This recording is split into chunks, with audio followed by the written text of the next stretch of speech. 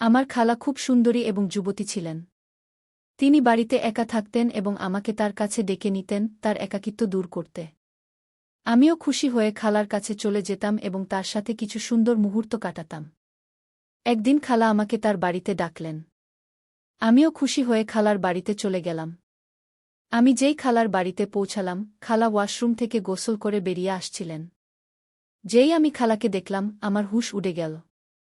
খালা আমাকে তার সেই রূপ দেখিয়ে দিলেন। আমার খালা খুবই সুন্দরী ছিলেন, তিনি দেখে মনে হচ্ছিল না যে তিনি একজন বিবাহিত মহিলা। সেই সময় আমি আমার খুড়োর বাড়িতে থাকতে এসেছিলাম, কারণ মা-বাবা দুজনেই বিদেশে যাচ্ছিলেন। প্রথমে যখন খুড়ো বাবাকে অভিনন্দন জানাতে এসেছিলেন, তখন তিনি বাবাকে যেতে যেতে বলেছিলেন যে রাহুলকে আমাদের বাড়িতে রেখে যান। বাবা তাকে অনেক বোঝানোর চেষ্টা করেছিলেন যে রাহুল এখন বড় হয়ে গেছে এবং নিজের যত্ন নিতে পারে, কিন্তু তিনি মানলেন না। তিনি বাবাকে রাজি করিয়ে নিলেন এবং আমার ইচ্ছা পূর্ণ হয়ে গেল। আমার কাছে আমাদের পুরানো বাড়ির চাবি ছিল, যা খালি পড়েছিল, আমি তা আমার উদ্দেশ্যে পুরোপুরি ব্যবহার করতাম। খালা মনিকার বিয়ে হয়েছিল আমার খুড়োর সাথে ১০ বছর আগে। আমি তখন ১০ বছরের ছিলাম, কিন্তু তখনই খালাকে দেখে আমার খুব ভালো লাগত, কারণ তিনি শুধু সুন্দরীই ছিলেন না, ধীর স্বভাবের এবং পূর্ণাঙ্গ দেহের অধিকারীও ছিলেন। খুড়ো এবং খালার জুডিকে মিসাইল বলে মনে করা হতো, কিন্তু এখনও পর্যন্ত তারা দুজনেই সন্তানের থেকে দূরে ছিলেন। তারা দুজনেই তাদের ভাগ্য মেনে নিয়ে ধৈর্য ধরেছিলেন। খালা এবং খুড়োর মধ্যে খুব বেশি ভালোবাসা ছিল, এবং আমার ধারণা ছিল যে খুড়ো খালার সব ইচ্ছা পূরণ করতেন। বিয়ের পর খালার দেহ খুবই আকর্ষণীয় হয়ে উঠেছিল।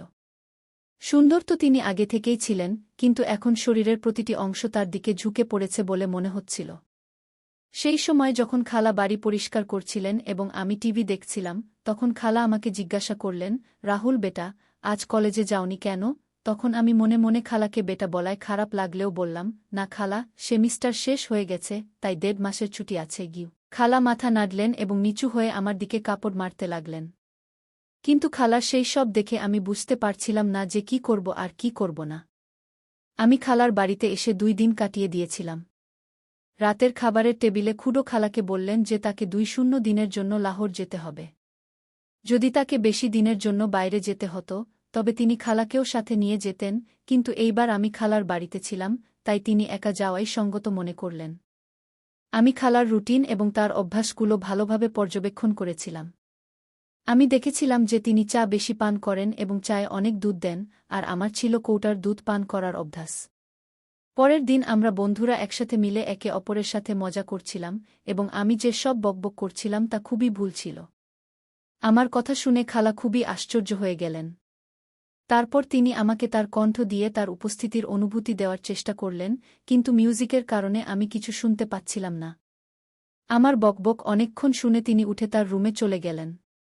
কিছুক্ষণ পর আমি খালার কাছে গিয়ে বললাম, আমি চা পান করতে চাই। খালা মুচকি হাসলেন এবং বললেন, কেন না, আমার বাচ্চা, ২ মিনিটে ফ্রেশ হয়ে আসছি, তারপর বানিয়ে দিচ্ছি। তিনি উঠে বাথরুমের দিকে চলে গেলেন। আমি গ্যালারিতে এসে বসলাম এবং সামনের লন ও ফুলগুলো দেখতে লাগলাম। একটি ফুল আমার পছন্দ হয়ে গেল, আমি কাছে গিয়ে তা দেখলাম এবং তারপর তা ছিঁড়ে ফেললাম। খালা আমাকে ডাকছিলেন, আমি উত্তর দিলাম, আমি বাইরে আছি গু। তখন তিনি হাতে ট্রে নিয়ে বাইরে এলেন, যাতে ২টি কাপ চা ছিল। তিনি একটি কাপ আমাকে দিলেন এবং অন্যটি নিজে উঠিয়ে টেবিলে রেখে দিলেন। আমি সেই ফুলটি, যা হাতে ছিল, খালার দিকে বাড়িয়ে দিলাম।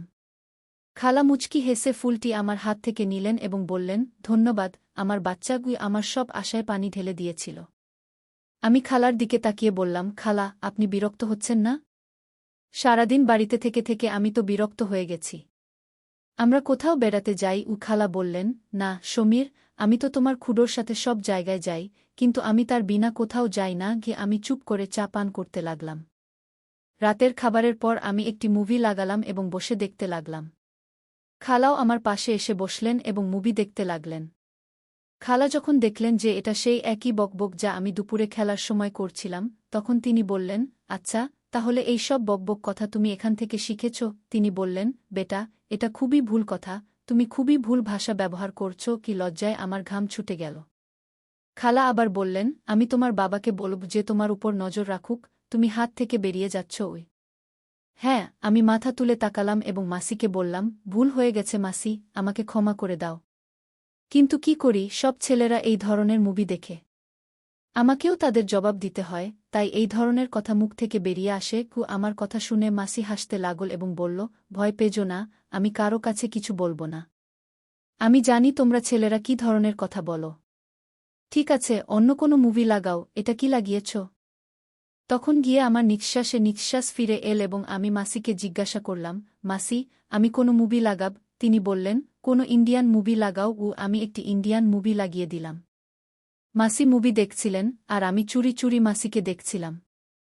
মাসি একটি পা তুলে অন্য পায়ের উপর রাখলেন এবং সোফার হেলান দিয়ে পাশে ঠেস দিয়ে আরাম করে বসে গেলেন।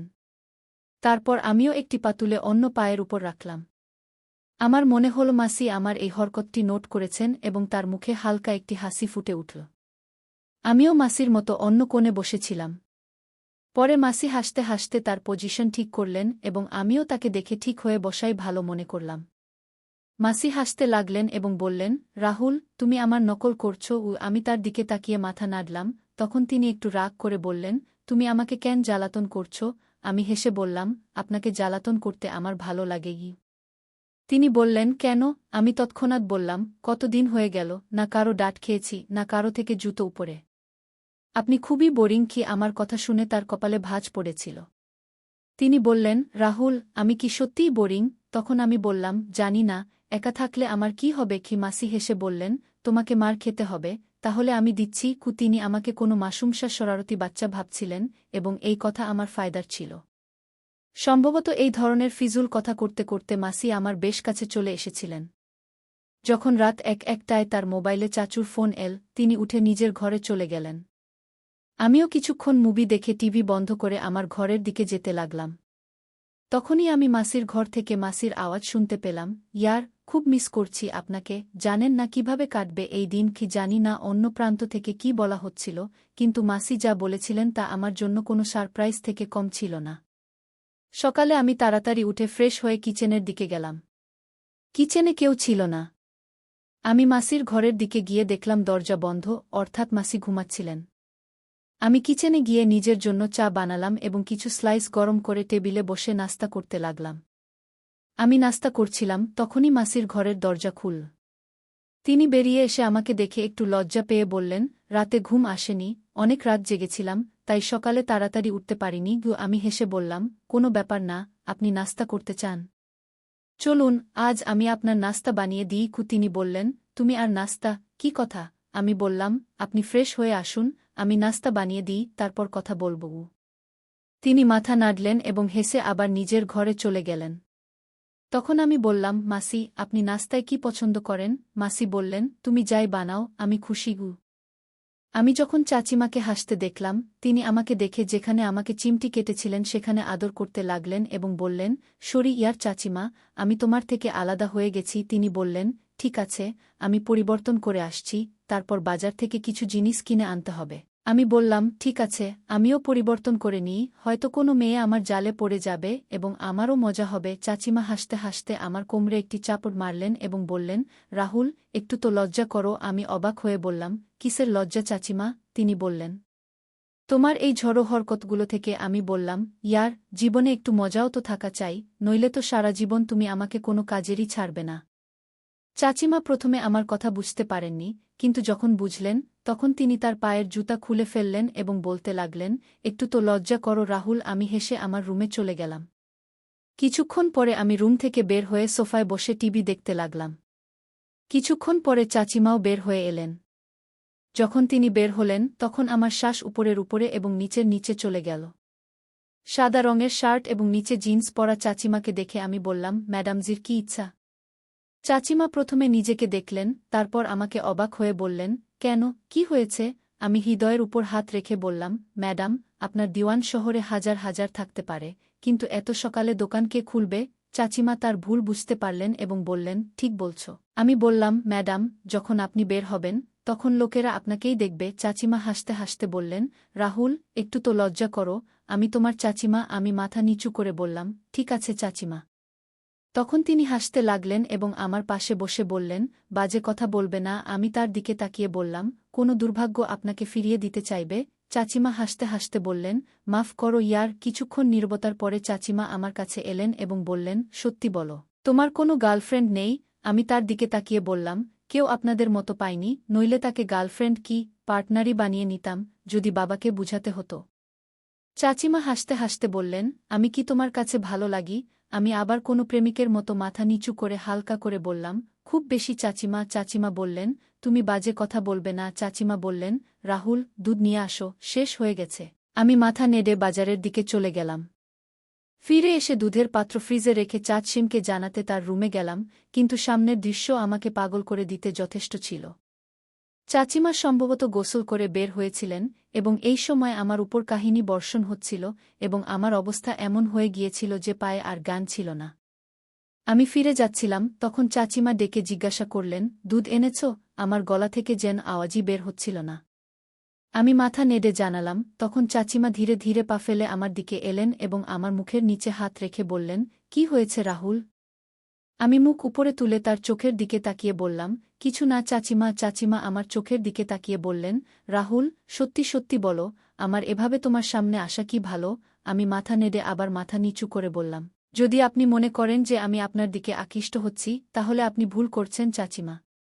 চাচিমা, আপনার শরীর আপনার ভালোবাসার প্রকাশের মাধ্যম, কিন্তু এটাই সব কিছু ঠিক নয়। চাচিমা একটি দীর্ঘশ্বাস ফেললেন এবং আমাকে এমনভাবে দেখলেন যেন আমি পাগল। আমি আবার মাথা তুলে বললাম, কিন্তু আমি এটাও চাই না যে আপনি কিছুক্ষণের জন্য আমাকে গ্রহণ করুন এবং তারপর সারা জীবনের জন্য আমাকে আপনার দর্শন থেকে বঞ্চিত করুন। চাচিমার জন্য এটি একটি খুবই নাজুক সিদ্ধান্ত ছিল। তিনি একপাশে বিছানায় বসলেন এবং বললেন, আমার কাছে এসো এবং এখানে বসো। আমি আরামে হেঁটে তার পাশে বসলাম। তিনি আমার হাত ধরে তার অন্য হাতের উপর রাখলেন এবং বললেন, সমীর, যা পাও তার উপর শুকরিয়া করা উচিত। চাচিমার মনে কি চলছিল এবং সেই সময় সেখান থেকে যুদ্ধের ময়দান ছেড়ে পালিয়ে যাওয়ার মতো অবস্থা ছিল। আমি শান্তিতে রুমে ফিরে এলাম, তখনই মনে হল চাচিমা ভিতরে কাঁদছেন। তার হিক্কার আওয়াজ বাইরে পর্যন্ত আসছিল। আমি দরজার কাছে গিয়ে বললাম, আপনি ঠিক আছেন? ভিতর থেকে কোনো উত্তর এল না, শুধু হিক্কার আওয়াজ বন্ধ হয়ে গেল। আমি আবার জিজ্ঞাসা করলাম, চাচিমা, কি হয়েছে? আপনি কাঁদছেন কেন? ভিতর থেকে আওয়াজ এল, রাহুল, আমি কিছুক্ষণের জন্য একা থাকতে চাই, প্লিজ তোমার রুমে চলে যাও। আমি বললাম, ঠিক আছে, আপনি ঠিক তো আছেন? চাচিমা বললেন, আমি ঠিক আছি। আমার কিছুই বুঝে আসছিল না যে পরবর্তী কি করা উচিত। আমি দ্রুত ফিরে এলাম। কিছুক্ষণ পরে চাচিমাও ফ্রেশ হয়ে বেরিয়ে এলেন এবং আমার কাছে ক্ষমা চাইতে লাগলেন। সেই দিনের পর থেকে আমি চাচিমার খুব যত্ন নেওয়া শুরু করলাম, কারণ তিনি খুব বেশি একাকিত্বের শিকার হয়ে গিয়েছিলেন এবং আমাকে ভালোবাসতে শুরু করেছিলেন। আমি ফোন করে চাচুকে ফিরিয়ে এনেছিলাম। চাচি ছিলেন যুবতী এবং সুন্দরী মহিলা, তাই তিনি তার একাকিত্ব দূর করতে খুবই ব্যাকুল হয়ে পড়েছিলেন। কিন্তু শুকরিয়া যে আমাদের দুজনের মধ্যে এমন কিছুই ঘটেনি। আমি আর চাচির বাড়িতে কয়েকদিন কাটিয়েছি, তারপর আমার বাবা-মা বাড়ি ফিরে এলেন এবং আমিও আমার বাড়িতে চলে গেলাম। আমার সবার কাছে এই কথাটাই বলতে চাই যে, কখনো বাড়িতে কারও উপর ভরসা করে আপনার বোন বা স্ত্রীকে একা রেখে যাবেন না। কারণ একাকিত্বে ভুগতে থাকা মানুষ যে কোনো সময় ভুল পথে চলে যেতে পারে। তাই এমন কাজ করার আগে হাজারবার ভাবুন, কারণ আপনার পরিবার ভেঙে যেতে পারে। পুরুষদের প্রতি আমার অনুরোধ, তারা যেন তাদের বোন বা স্ত্রীকে কারও উপর ভরসা করে একা রেখে না যায়। তাই আমার প্রিয় বন্ধুরা, আজকের আমাদের ছোট্ট গল্পটি এখানেই শেষ হল। আপনি এই গল্পটি কেমন লাগলো কমেন্ট করে অবশ্যই জানাবেন। যদি আপনি এরকম আরও মজাদার এবং রোমান্টিক গল্প শুনতে চান, তাহলে চ্যানেলটি সাবস্ক্রাইব করতে ভুলবেন না এবং বেল আইকন অন করে রাখুন, যাতে আপনি আমার প্রতিটি গল্প সময়মতো পেতে পারেন। আগামীকাল আরও একটি নতুন গল্প নিয়ে দেখা হবে। ধন্যবাদ।